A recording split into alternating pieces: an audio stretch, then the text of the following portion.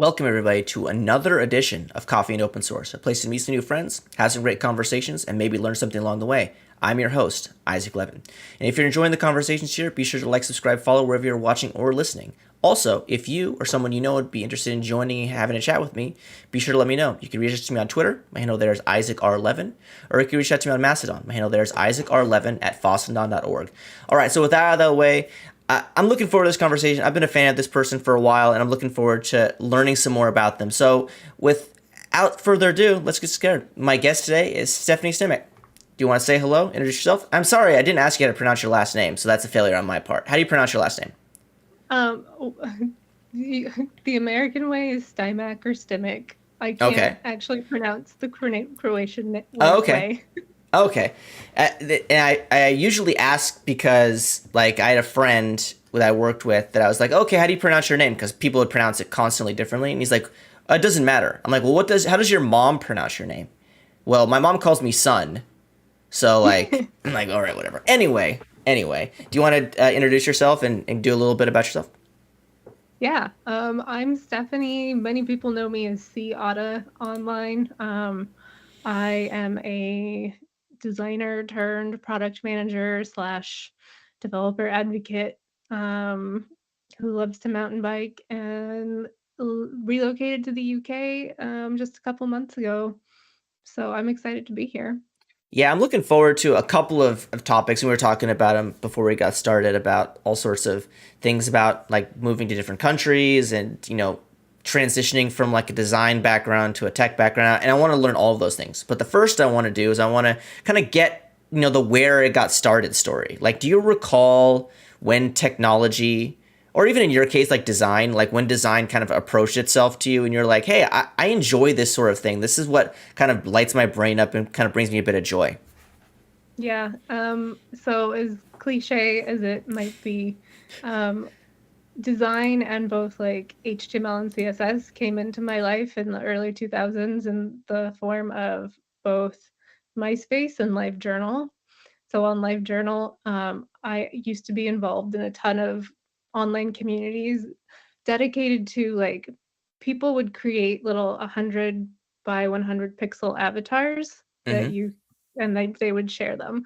And so I got super involved in that, creating like Harry Potter ones and Lord of the Rings ones, and um gotten like I always like fixated on lots of different TV shows and movies, and got like super involved in those communities online. And that's how I ended up learning like Photoshop and how to, make animated avatars, and how can I design something in this 100 by 100 pixel square. Yeah. And then like customizing my live journal. I still have a live journal. It is private, but sometimes I'll Nice. go on there and just look at like I have the last thing I made in like 2005 probably, Oh, that's like awesome. as my background. And I love going to just like check in and look at that and be like, God, I've come a long way. Yeah. But yeah, I didn't know what I wanted to do, um, and like why I wanted to go to college. And so my senior year of high school, I started exploring like art and design, and I wanted to be a fashion designer, but I actually got rejected. Like went for a portfolio review, just for like an art portfolio review, and I'll never forget the advisor or whatever was like, "You want to be a fashion designer?" Jeez. Like it was like I was devastated, and my mom was with me, and she was like, well, why don't we go talk to another school about design? And the advisor there was like, yeah, like you have an eye for this. And I was like, okay, I'm gonna go to school for design. And that's that's how it started. There's a lot to unpack there that I want to drill into. I think the first thing is like, so I think you and I are of a similar age. I think we've kind of figured that out because specifically I've talked about this on my show a bunch. There's a whole generation of technologists that their first introduction to like technology was like customizing MySpace pages. And like, what's the worst that you can do on a MySpace page, right? Like, Yeah. I had a friend that like put in so much like nonsense JavaScript and CSS that like would crash a browser if somebody went to their MySpace profile, right? Like absolute like so it's fascinating to me that coming from like I even think about it from like a design perspective, how I'm guessing empowering that the ability to Mhm. kind of customize your presence online at the time was like you mentioned LiveJournal, like that's another thing too, like and then it's funny that like Facebook or the Facebook came out, right, and like there's no customization at all, and everybody just kind of Mhm. gravitated towards that because it was like gated. You had to be like a college person to use Yeah. it, and everybody was like, "Oh, MySpace is trash. Let's just move off of MySpace," which is absolutely interesting to me. The other thing that was kind of I was curious, and I'd love to the like the failure that happened, right? That you wanted to Mhm. be in, like, I guess you could say fashion design or high design or whatever you want to call it, and Yeah. you were, I guess, roughly told like it's not for you. Um, you know, I think one of the things that I'm very curious to hear about is like how that initial failure kind of shaped how you went about looking at things from a design perspective, right? Because I think that what I think everybody can say about design is that it's all um, to taste, right? Like, Mhm. so one person like, oh, this is like like I think of shoes, right? These shoes like the worst looking shoes ever, and other people are like, those are the best shoes ever. I would pay $6,000 for those shoes, right? It's completely subjective. So like, how do you go from like failure, like was your objective, like you're not good enough to be in design, to in a Mhm. subjective world? So I think with that particular moment, fashion design and graphic design are two very different things. Sure. And I actually couldn't even like really even talk about like what makes a good fashion design portfolio today. Sure. Like I didn't even know then.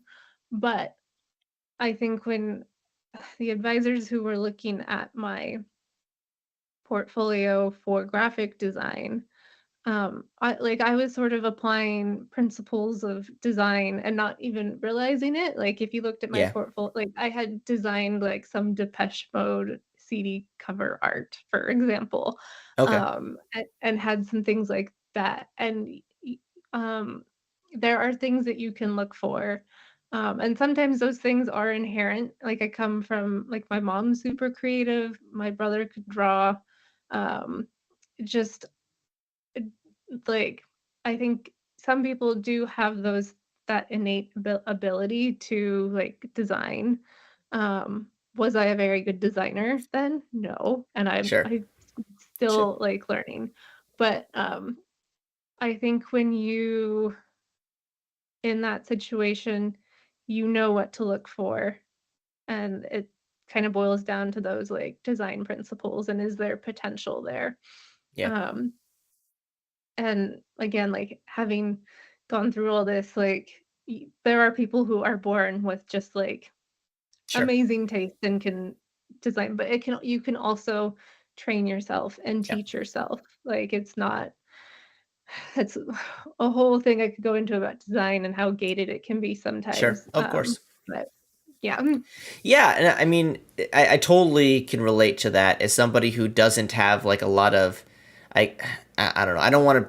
I hate using the left brain, right brain cliche, Mhm. but like they say like, oh, you're very usually very analytical or you're very creative. I don't agree 100% with that because I think being in technology is a very creative endeavor. Like trying to solve Mhm. problems is a very creative thing.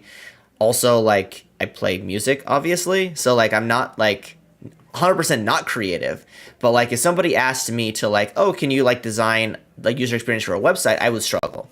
Or like, oh, draw Mhm. me a picture of something, I would be able to do it, but I would struggle. Also, like I'm curious about like your background. Like, did you have interest in fine arts at all, like drawing or sculpting or anything like that, or was it always been like digital art?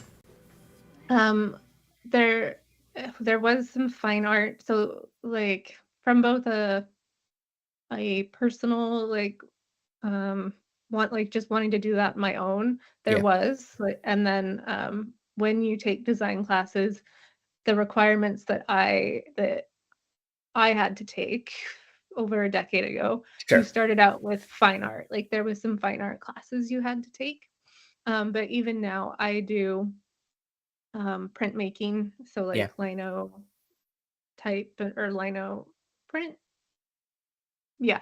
sure. Yeah. And like draw and do all that myself and really like enjoy that process when I make time for it. So, yeah. Yeah, it's interesting because there probably is a lot of similarities between the two, like fine art and digital art, but obviously the Mhm. medium is substantially different, right? And I think of, you're in technology, so everybody's like done whiteboarding, right? Yep. And like I'd imagine for you, like whiteboarding is like an actual exercise. For a lot of people like me, it's just like, okay, let's just get our thought onto a board. It doesn't need to look aesthetically pleasing or anything, right? So Mhm. one, I'd imagine you've had opportunities to whiteboard, and two, like how much do you impress other people when you whiteboard? I'd imagine it's like people are like, oh snap, like she is on a different level than us as it pertains from a design perspective. Oh, I don't know if I've ever experienced that level of whiteboarding. I know a lot of the stuff when I have to like sketch out ideas and whatnot. Um, like I I constantly have a journal in front of me or like a Yeah, notepad because that's just how I work. sure, But you like my most recent experiences with whiteboarding um usually it's been me and another design like they actually so I've been in the room as a PM, so hmm not a designer, but have a designer there and then a developer and like have actually worked through stuff together in a super collaborative way and everyone sort of adds their own strength to that process. Yeah, we talked about this a little bit before we started streaming is like the ability to be that translator or kind of that connective Mhm. tissue between two people who don't speak the same language is really valuable, right? And I imagine somebody with like a design background, you're talking to a designer who is doing a lot of work in Figma or Illustrator or whatever their tool of choice is, and then a developer who has to turn that into HTML or React or whatever, right? Mhm. Like sometimes it can be quite challenging because I can only speak from the developer standpoint is like sometimes like, and this isn't to knock designers like want things like pixel perfect. And as we know, Mhm. like building websites that are pixel perfect is a pain in the ass, right? Yeah. So having somebody kind of in the middle, it's like, well, it doesn't actually have to be in this particular sense. So do you have some examples that you can remember of like when you've been that translator and it's like solved a problem just because you were in the room being able to kind of, even out what both sides of the conversation were having? I feel like That's my job. Yeah. well, yeah, I mean, in my most recent role at Rapid API, um, like super developer focused company, developer experience is just like Sure. that's what we're building for. And it like I have some code like some coding knowledge. I don't pretend to be an engineer, Sure. but I can build a website. Um, and I think that has really helped me, like, in conjunction with my design skills, just, like, the experience I just mentioned, like, had a developer, had a designer, what can't we do? Or, Yeah. like, how are we limited? Like, for example, we were trying to build a new feature into the API client PAW, which is, like, a macOS client and the UI is super restricted, and just like wasn't really built to have more features added in. Sure. And so sometimes it just takes like me being there to again like we just said translate what the engineers are saying for the designers and then when the designers aren't even available sometimes, me having that knowledge is super valuable from just like a product standpoint to be like, this is what we need to prioritize and just being able to make those design decisions because design is I think it's a pretty undervalued resource. Yeah. Yeah. And I'm certainly not advocating for product managers to also be designers too. Like there's so much work that goes into each role that is super valuable, but being able to work with engineers in that capacity when design doesn't have capacity Yeah. is super important. Yeah, I mean, I've worked at a few places, and from my experience, like the amount of designers that exist, even at large companies, is way less than you think, right? Like I Mhm. remember I was working at a company it was years ago, and like there was one designer in like the entire company, and like this is a not small company, right? And like I would have a conversation with this person occasionally, and they would be like, "Oh yeah, like if the I just tell people that if it's too much or if it's going to take too long, I can't do it. Like Mhm. because things take priority. Like I couldn't imagine being like the one point of failure for something. Like and that's I Yeah. imagine that's a very stressful place to be. Yeah. I like I think especially in like a startup environment too. Yep. I mean, Microsoft is interesting also just because it's such a huge company and design isn't actually prioritized. It's not a design first company. So you still get the same sort of thing where the like design teams are burned out. At least Sure. that's what I saw on the Edge team. Because there was just too much that needed to be built. And then you have places like Rapid, which was a startup, and we had two two designers for like for my team, and you're trying to scale up super quick and Yeah. build new experiences that developers want. Um, and you just have to prioritize like what what do customers absolutely need, like this sprint or this quarter, Yeah. because like they just you can't be working your designers 24/7. Like it's just not for any like in any role. You can't be doing that because you're not going to get quality work. But I think people really undervalue also just like the research side of design. It's Yeah. not all visual. Like you got to make sure that this thing you want your devs to go build, like you need to make sure it's worth Yeah. building, that it's going to get used. Yeah, it's quite fascinating because you know as you were talking, I was thinking it's like design, and I think user experience. Like when I say design, I kind of user experience and design are kind of synonymous. Well, that's not very fair, but I think that's how I kind of combine them. Like at least Yeah. the end result, I guess you could say. Um, like it is a very like down the road sort of thing that gets put into like a solution or a software or even an application. It's like, you know, we think about like, all right, what are the things that we need to add, you know, to make sure that our app is shippable? We need to make sure that it's Mhm. secure, make sure that we have some sort of DevOps, and then like, does it look aesthetically good or does it work for the user's experience? I feel like that's something that's kind of talked about at the end. Like we do like rough schematics of like what we want the flow to be, but it's not really ironed Mhm. out until the very very end. And I think my question to you is like does introducing like user experience and design in general early in the process, like not just as like a initial approach, but like through the process, is that beneficial or is that going to weigh too heavily on the process in general because of like we mentioned earlier, like there's only X amount of people and X amount of time to do the work. So I'm gonna plug my book that I wrote, Design for Please do. Developers.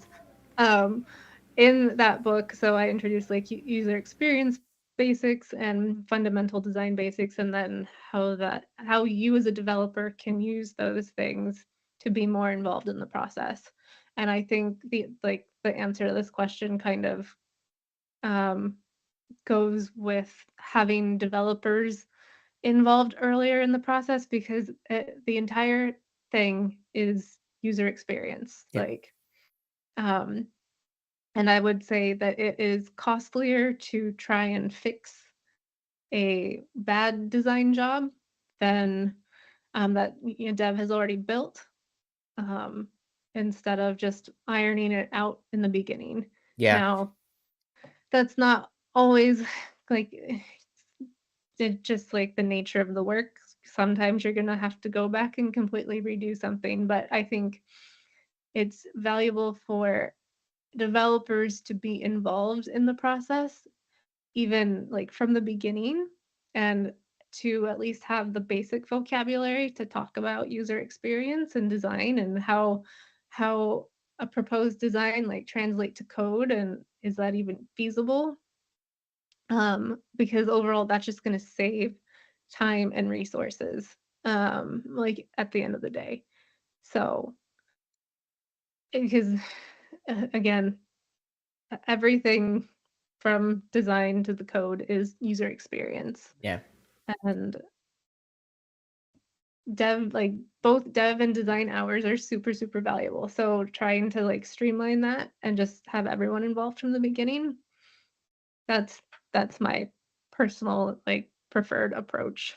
Yeah, I mean, what I'm hearing from this is that everybody should go buy your book. So if you're interested in learning more about this, there'll be a link to Stephanie's book in the show notes for this episode. Like, again, I highly recommend folks that don't have any experience with thinking about user experience to look at resources where you can learn a bit more. Like I mentioned a bit earlier, I'm not the most, I guess, design first or design friendly person, but I understand how much value it brings to the process because I can attest, and I think anybody I know on the planet can attest to this. We've all been to a website that sucks.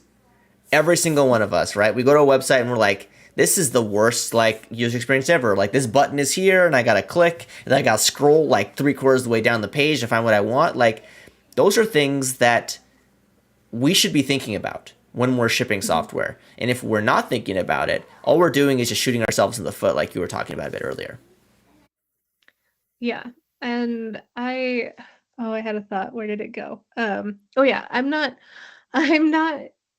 uh, I don't want I don't want designers to think that with my book, like I'm not trying to make developers into designers. I'm not Sure. trying to get them to take a designer's job. Like the goal of my book is to make developers better design partners. Yes. Um, and have that vocabulary to like whether you're a freelance developer who wants to do a little bit more design, I set you up for that. But just in your day to day, if you have a full time job, wherever you're working, be able to communicate more effectively. Um, while also, like, in my opinion, I think understanding design fundamentals, not necessarily the user research side of things, although that is, I think, valuable for developers to understand, like, who Yeah. you're building for. Um, the the user experience, or sorry, the design fundamental side of things, I think could help you write better code because at the Yeah. end of the day, it comes down to relationships and how content is related. And you have to build those components and figure out where they fall on the page. And like that's design Yeah. at the end of the day.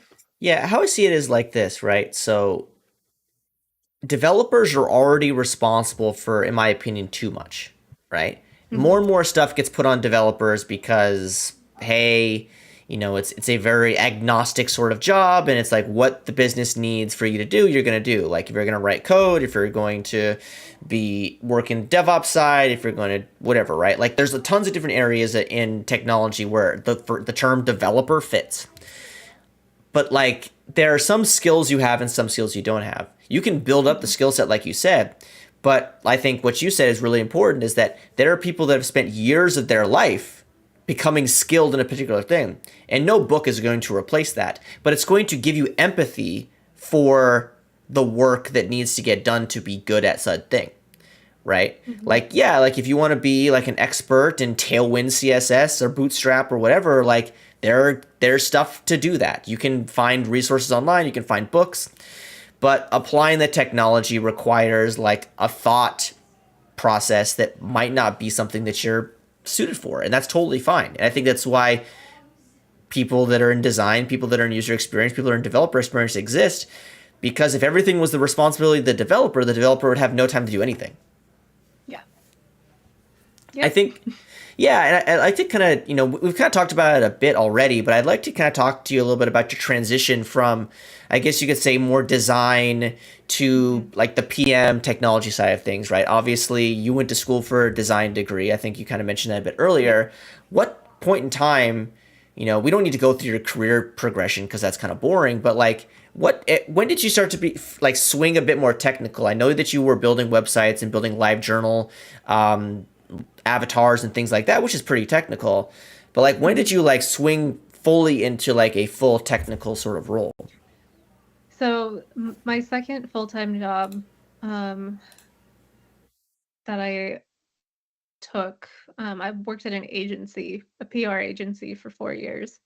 And the first like year was super graphic designy, just Mm-hmm. like Yep. PowerPoint Yeah. presentations Yeah. Yeah. and you know, which is fine. But there about a year later there became a need for like our clients wanted websites and we didn't have a web developer on the team and I basically became the person who was the web design person. So like I was doing the UX stuff and the research and the competitive analysis and then I was doing the wireframes and then I Yeah. did the visual design and then I would build it. And All of then it. Yeah. Oof. Okay. and anything that went beyond like my JavaScript skills are terrible, like, they've never been good, but anything that sort of required that more in-depth interactivity or, like, PHP, we hired someone to sort Sure. of Yeah. finish out that detail, but yeah, I was involved in, like, I was responsible for the whole process, and so I got, like, a really good view of, like, what you needed to do in each stage, Interesting. and I think it was a little bit different than being in-house somewhere too, because we were on timelines, and so like, didn't really have to go out and talk to users, like, a lot of it was, like, building marketing sites or, like, Yeah. corporate responsibility, like, social site type Sure. things, so it wasn't like a product that I was building, but it still required, like, what are our competitors doing and how can we do it better? And so it had that research side of things. Um, so that was yeah. So that was before Microsoft. Yeah, the agency world is pretty interesting to me. As somebody, I worked in event-based marketing, like an event-based marketing company years ago. And even though I was building the tools for other developer teams to like ship like client work, it was always fascinating to me. It's like, so you have to like build a website like on a timeline and then ship it. It gets used for 3 days at some event, like the Olympics, for Mhm, instance, right? Not 3 days, but the company that I worked for, like one of their biggest clients was like Visa or like mhm, Procter and Gamble. So it was like, hey, we need to ship this experience for the Olympics or for the Super Bowl or whatever. It's like, so you do this, you do all this work, you ship this thing, and then it just dies. It mhm. gets deployed, people use it, and then it just goes away forever. So it's like very transactional work. And I was always very curious as like, I mean, at least for me, like I would probably be a bit offended doing that sort of work. It's like, my work is valuable for a very tangible amount of time. And I see Mhm, design in some worlds like it's kind of similar to that, right? Where you have timelines, you ship the thing, and then you kind of just have to like kiss the baby and let it go off on its own, right? So like how mhm, does that work, especially in the agency world, like mhm. how do people put up with that? I think that's I mean that's a pretty gross way to say it, but like how does that sort of like those sort of expectations handled?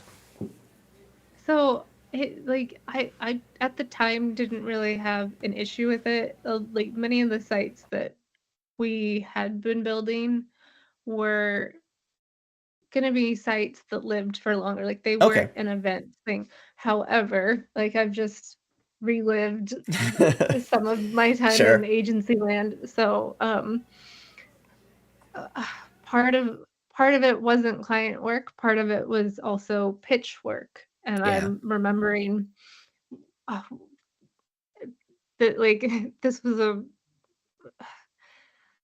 a great example of design not being valued or misunderstood and just having executives for the company that I was working at, not understanding like how much work went into Yeah. creating assets for a pitch. And one Sure. of those, they were like they were gonna pitch like Texas Instruments, if I recall correctly, Sure.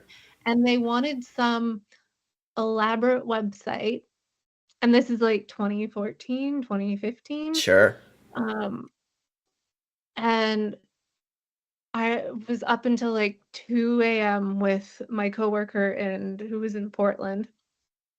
And the feedback that was coming in was, "Why doesn't this look the same in Firefox as it does in Chrome?" Oh, There was like it was yeah. literally one of those weird browser Yeah. bugs back in the day where it was like it shifted a pixel. Yep.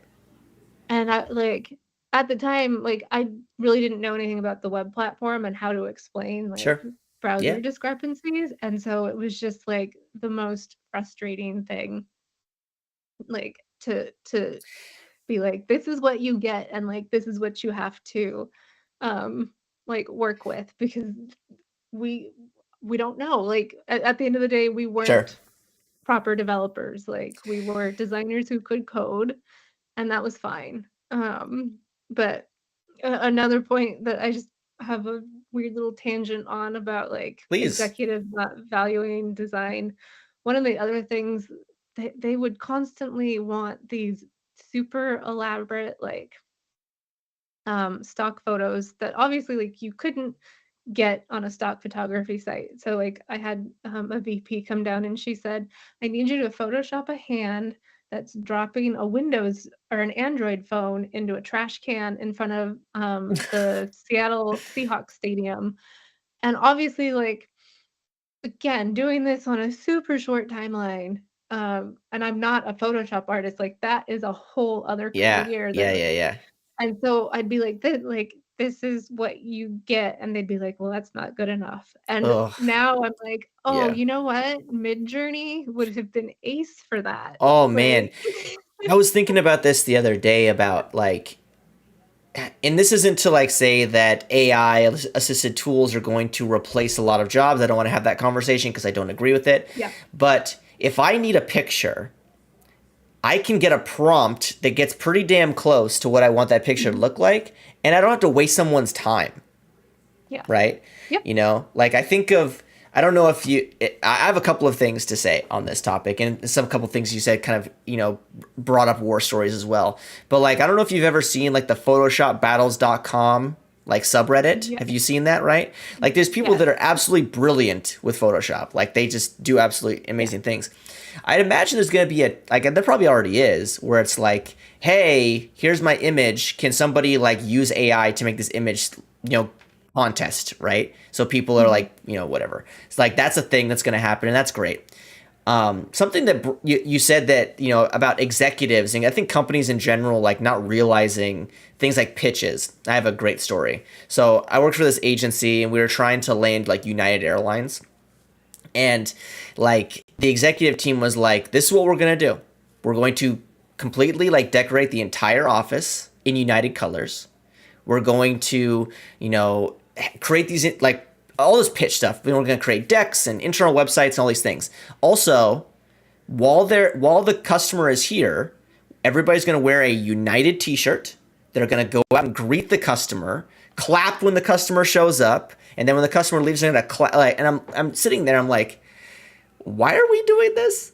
This seems like a giant waste of time. Even if you win the account or win the work, right? But it's like, and I think everybody's seen like the show Mad Men and other shows where it's like the amount of effort that gets put into everything is so large and like the potential is like so small. Like, yes, winning a large client is valuable, but is it so valuable that you're going to just an entire company shuts down for a day? Like, I mean, it's wild. Anyway, like that's an interesting thing to think about. Yeah, I mean, in general, it is crazy to think like, and I haven't think about pitches as much because I've had to build pitches and things when I was doing consulting work, and yeah, like the idea that you build like a deck, right? Mhm. And that deck might be used one day if it's very specific to that particular work, and it never gets looked at again.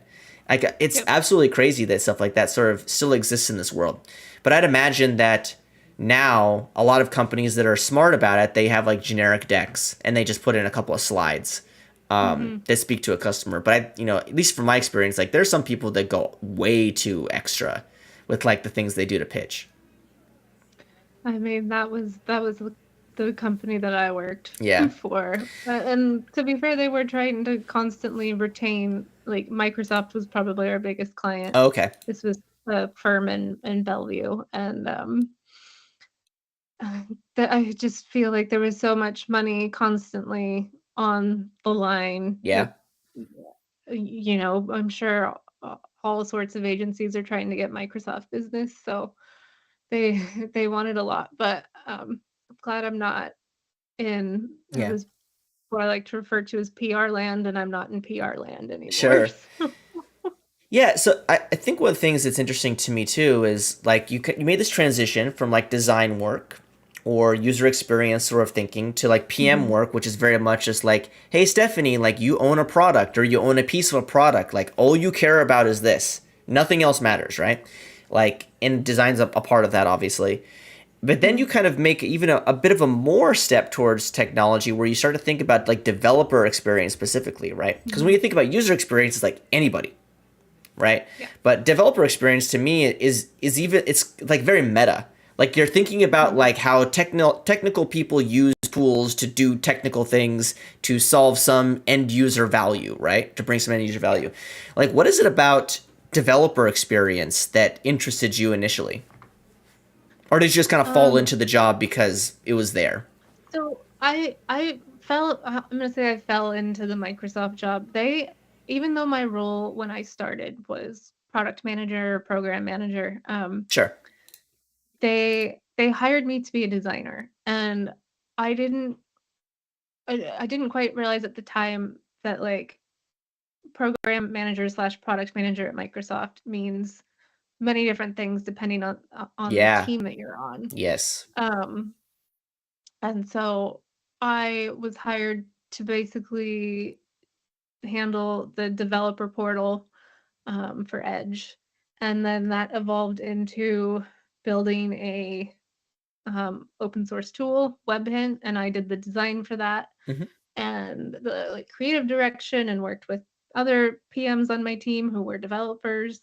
And so it was this really unique role where you like I got to if you could come up with an idea that you wanted to go build and there was value in it, um, you were encouraged to do that and go after that. I don't know how it is on other Microsoft teams, but the Sure. particular ecosystem team that I was on for Edge, it was like that. And it was like this mix of developer advocacy with product management and Yeah, then yeah.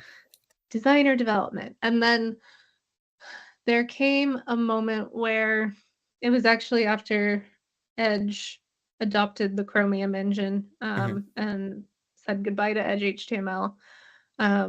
And teams got reorged, and I had a career, we'll call it a mid career crisis, in which it was like, if you want to keep doing design, go spend some time with the Edge design team Mm. and do like on the developer side of things. And uh, I'm going to be honest, the person who would have been my manager, I was just like, Yeah. I don't Yeah. feel You don't the need to say support. more. You don't need to say more. We all been Yeah. there.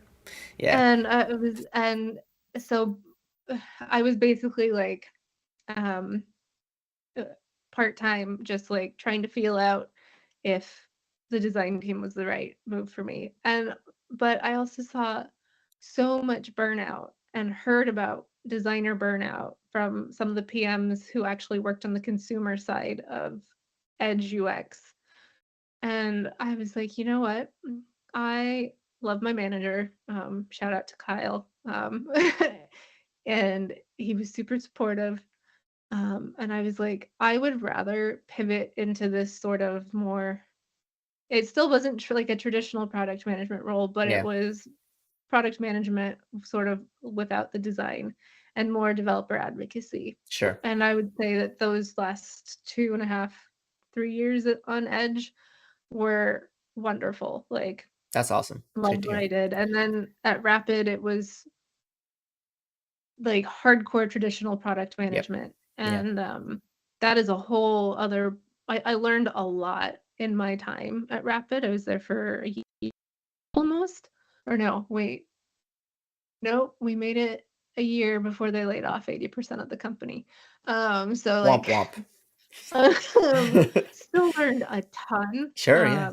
That is that I think really would have benefited me at Microsoft, but um, you know, I grew from that experience. But it's very different owning a product and the planning and research and tracking analytics and communicating up to the executive team and trying to manage the expectations and move things along while also not being a project manager and like Yeah. trying to focus on strategy. Like it's a lot. And Yeah, I yeah. could still learn a lot. Um, but very, very different experience from being a designer, but one that I was sort of happy to experience. And um, I'll just make a note. I'm not going to announce where yet, but I just accepted a role that is very similar to the Microsoft role of sort of being dev advocate slash PM slash Awesome. the fun stuff. So I'm Well, really excited I'm about looking that. forward to the announcement. Like we mentioned a bit earlier, like I've been a fan and follow of you for a bit, so like excited to see like what company gets to enjoy the value that you bring. Because Thank you. Yeah. I think it's definitely worth it. I do have one random question about Webhint Okay. specifically because Yes. when it came out, I was like, "Oh, this thing is cool. I get the value." It kind of speaks to this conversation we were having a bit earlier about browser incompatibilities, right? But the Mhm. question I have has nothing to do with like the technical stuff. Like, were you responsible at all for the mascot?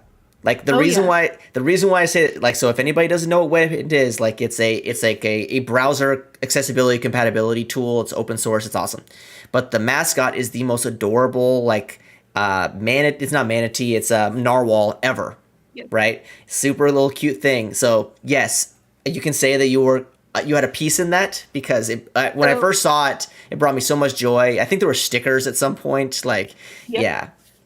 yeah, Yeah, so actually there's a whole user experience story behind her name is Nellie. She's still my oh, baby. People still compliment, like people still tell me how much they love Nellie it's the because best. It's she's the a best. cute little narwhal. You can actually go find some of the stickers as SVGs on the GitHub still, I think. If anyone wants to go download them, they're super cute.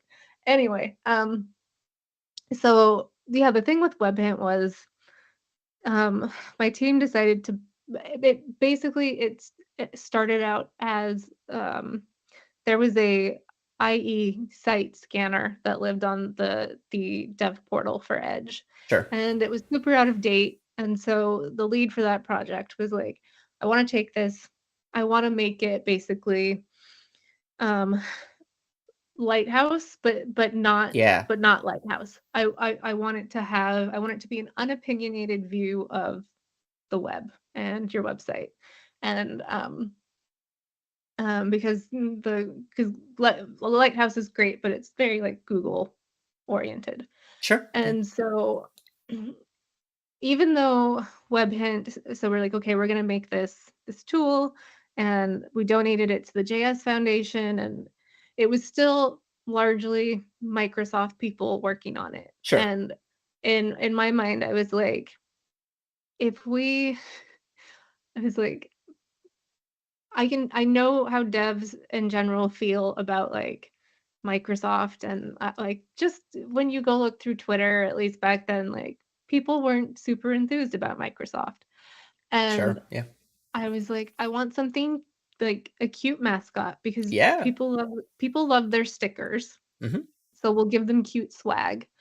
But also I wanted to integrate into the user experience some sort of like something that would cause empathy. And so Yeah.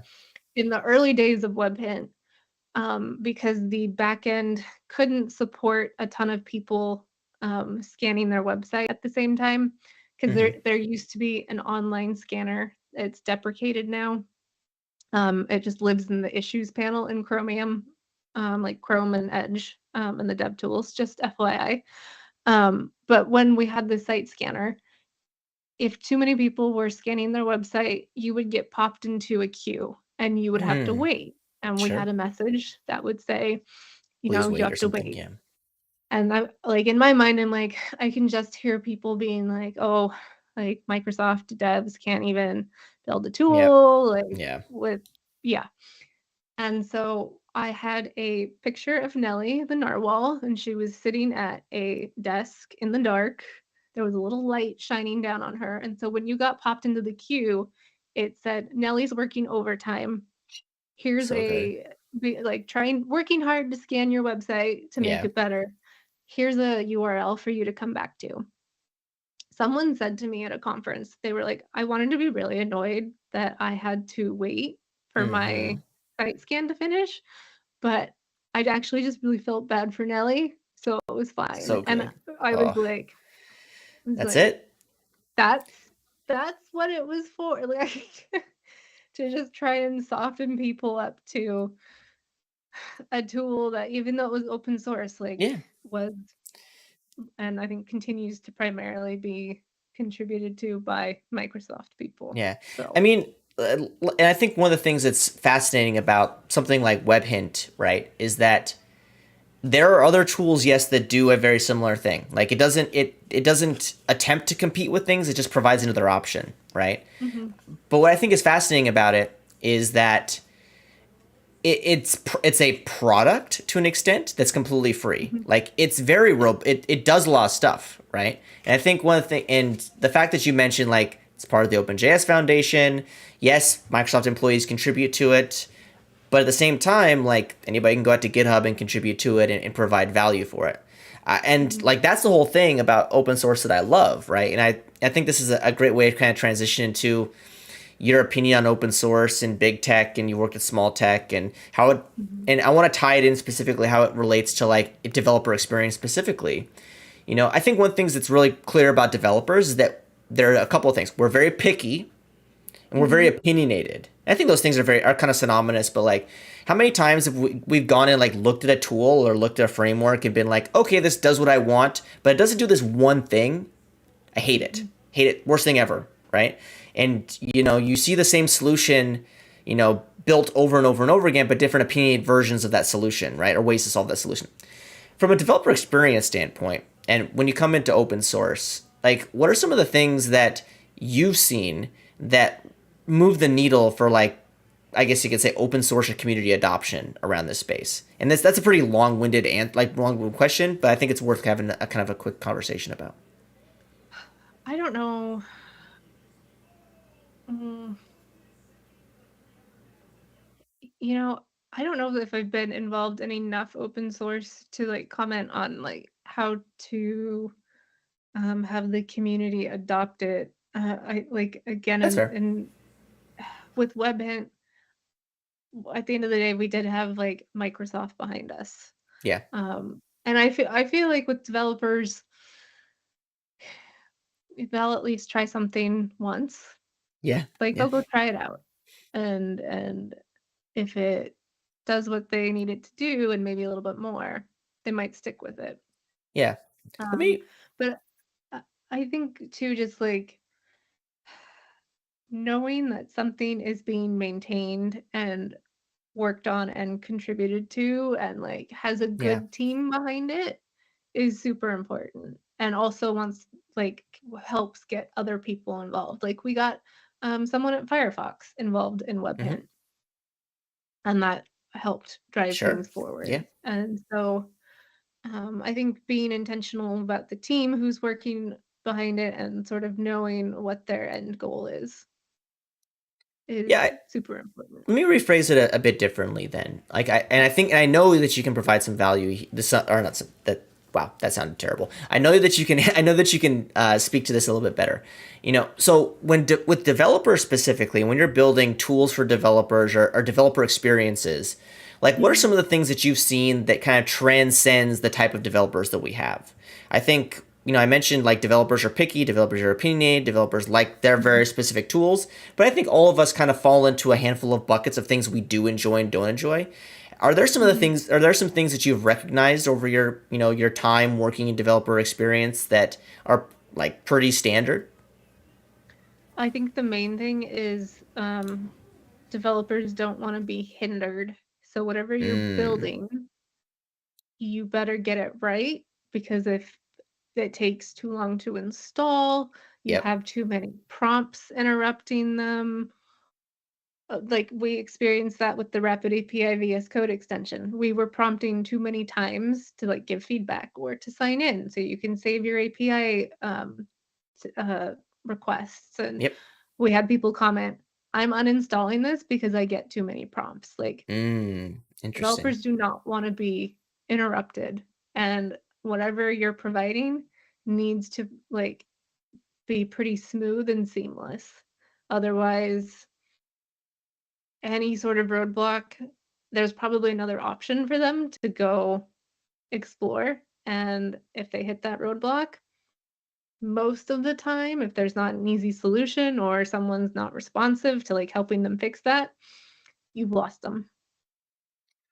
I very much agree. I also think, additionally, and I say this all the time in my work because I work in developer marketing, right? I guess you could Mhm, say it's kind of developer experience, but it's got a bit of a different angle to it. Um, Developers don't like being marketed to. Which when I have mhm, conversations about this and people are like, you're in developer marketing though, like, isn't that your job? I'm like, yes, but like there are some caveats, right? Like I think you said developers don't like their time being wasted. I think that's a hierarchical like top thing for developers. Their time is very precious. I mean, they think their time is very precious. Let's be real, everybody's time is very precious, but like they think their time is very precious to do the work they need to do. And if they have to, you know, we talk about this all the time with like environment setup is always a big thing, right? Or like tool setup, like you were talking about. If it takes me too mhm. long to accomplish some task, I'd rather. And this is what's funny about developers, they would rather spend like 6 hours trying to find the solution for their one problem if it's going to save them 30 seconds a click or Yeah. whatever, right? And like you do the math and you're like, I mean, you're probably losing time, like wasting all of that doing, but that's how developers are. I think the Mhm, same thing with like on the marketing side is that developers, they only want to be talked to by other developers, which good, bad, or mhm. indifferent, that's how developers are. So if you're going to market to developers, you have to be very genuine and authentic and, you know, lead with examples and all these sort of things because otherwise they smell marketing from like a mile away. And, Mhm, in your world, developer experience, right? Like you do market to developers, right? Like mhm. that the responsibility is you're building tools that developers are going to use, but you also have to market those tools so that you raise awareness for them. Yeah. I love to kind of hear your thoughts is like in your opinion, and obviously your opinion is what it is, like everybody has Mhm. them. What is kind of the best way to market a tool to a developer? With caveats, obviously, if you want to.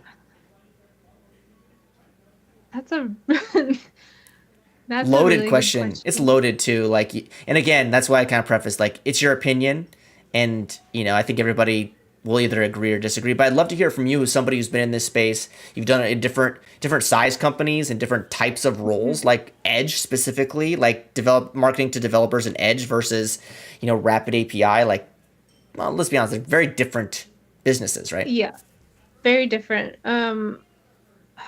I think it I'm not sure exactly how to answer this, so I'm just gonna That's ramble a fine. little bit just based No, on my please experience. do. Um, you need to I so at Rapid in particular, we relied heavily on our dev advocate team to sort of secure, I'm gonna say like, for lack of a better term, influencer marketing. So Mm-hmm. like Mm-hmm. having people on YouTube Yeah. Yeah. Yeah. demo demo like the VS Code extension. Yep. That seemed really effective. So like showcasing it in a sort of natural way, as natural as YouTube is. Sure. Yeah. Yeah. And Yeah. then and And then I think like the messaging and messaging around it has to be super important, whether that's through like a blog post. But there has to be some incentive for them to like want to use it. It has to solve a problem for them. And I think that problem needs to be really clear.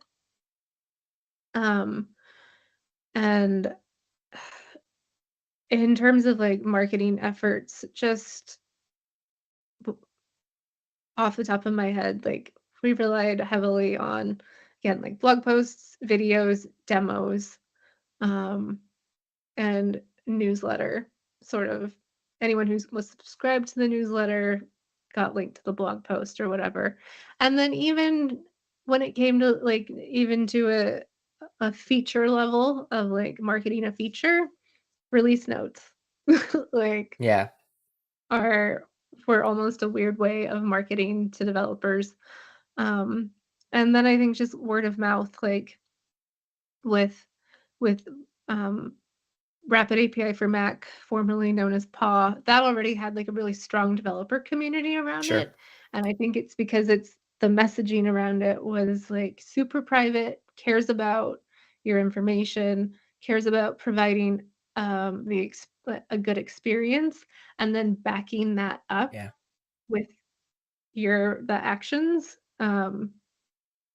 I think helped build that community into basically what it was when I joined. Yeah, I have this whole opinion on influencer marketing for what it's worth. Like we used to do it a lot when I was at AWS. Like, you Mhm, know, especially when you're trying to build a community, mhm, sometimes it's just easier to like leverage someone else's community or someone mhm, else's network to help build that community, which I have opinions on. I also think that it's awesome that like people that are creating content or can get paid by large companies for their work. mhm. Like I think that's absolutely Yeah, awesome. I think too, but it's very slippery as you probably know. yeah, Like you can't like pay somebody to do something and then kind of like try to influence what they're going to say and how they're going to do it because that's right. defeats the point completely. Um, Mhm, but yeah, I definitely think that there's a lot to be done in that space. Specifically, like if you're like small company is a great example, right? Like mhm. you can't hire like 5 developer advocates usually. Maybe you can hire Yeah, one, and that person is mhm, probably doing other marketing activities that developer advocates shouldn't do because that's how startups work. mhm. So like, why not take advantage of somebody who can help create some content or extend the content creation mechanism, which I think is super valuable. Yeah. This conversation has been awesome. I've really I love talking to people that have a completely different background as me because Mhm, it helps me understand how other people think, and that's one of the huge reasons why I started doing this is to have conversations with folks that I literally one have no business talking to usually, and two like people that think differently and can help me kind of change the way I go about thinking about things. So I appreciate your time specifically. yeah. I do have like one like last sort of question. It's kind of a fun Okay. slash annoying one. Okay. So if you can, think about the conversation that we've just had for about an hour about, you know, user experience and developer experience and the community around those sort of things and how you Mhm. basically, if you can wrap up your opinion, all of the things we've talked about, but you only had a word or two to kind of that comes to mind. And I just saw your face just like go completely white, like, oh no, he's gonna do this thing. Yeah, but like, if Um, you could just summarize your thoughts when you think about some of these topics, what would it be for you? that um This is my favorite part of the show, by the way, is like looking at people who have just talked to me for an hour, like struggle to like say 2 words or three yep, yep. words. Um I think uh, I think the main message that I have sort of tried to get across, I think even through the stories I've told and is just um understanding, having empathy Mm-hmm. for the people that you work with and understanding sort of what their expertise is Yep. while also trying to upskill, yourself is super valuable and important to like building stronger teams and creating like more seamless workflows. I I think that's Mhm. great. I mean, you cheated. That's fine. no one's gonna fault you for cheating. But I totally agree with all of that. I think that the one thing that we can do, and this is a mini rant on from Isaac, so I apologize, is like number one thing that we can do is we can be more empathetic and more understanding of the work that others are doing. And I think that Mhm. that's really, really important. And, uh, without empathy, I think that we all kind of fail as society. That's a whole, I can talk about this for hours, so let's not. Yep. But I totally agree with everything that you just said. And thank you so much for being on the show. This was great. For Yep. folks that, you want to follow Stephanie if you're not already doing it, which I can't believe you aren't at this point. Let's be real, folks. You can find her on Twitter, X, whatever you want to call it. Seaotto, Seaotto. That's the probably the best way to find you. There's other ways too. There'll be links in the show note. Also, a link to Stephanie's book on how to think about design as a developer. I highly recommend you take a look at it. That'll be a link as well. And that's it. That's our show. Like Stephanie, before we sign off, did you have anything that you wanted to add before we say goodbye? Just thanks for having me on. This has been a great conversation. And if anyone does pick up my book, you can find me again on Twitter, Mastodon, and if you have questions or want to share your progress, I love seeing that. I've had a couple people like show me their designs, and I love that. So yeah. That's awesome. I mean, again, I'm gonna just pound the table again. Like, look at the book, look at some of the concepts. I think the worst thing that's gonna do is help you understand how important these things are to your job, Hmm. right? Not, Yep. not hey, you need to go and get a design degree. Like that's I think for a lot of people that's just outside the question because Hmm. skills Yeah. and interests and all of that. But I think knowing when to best ask for help and the signs that you need to ask for help is really, really important. Yep. Awesome. Agreed. Yeah, this has been a great conversation. Thank you again for joining, and thank you for the folks listening live and folks for listening in the future.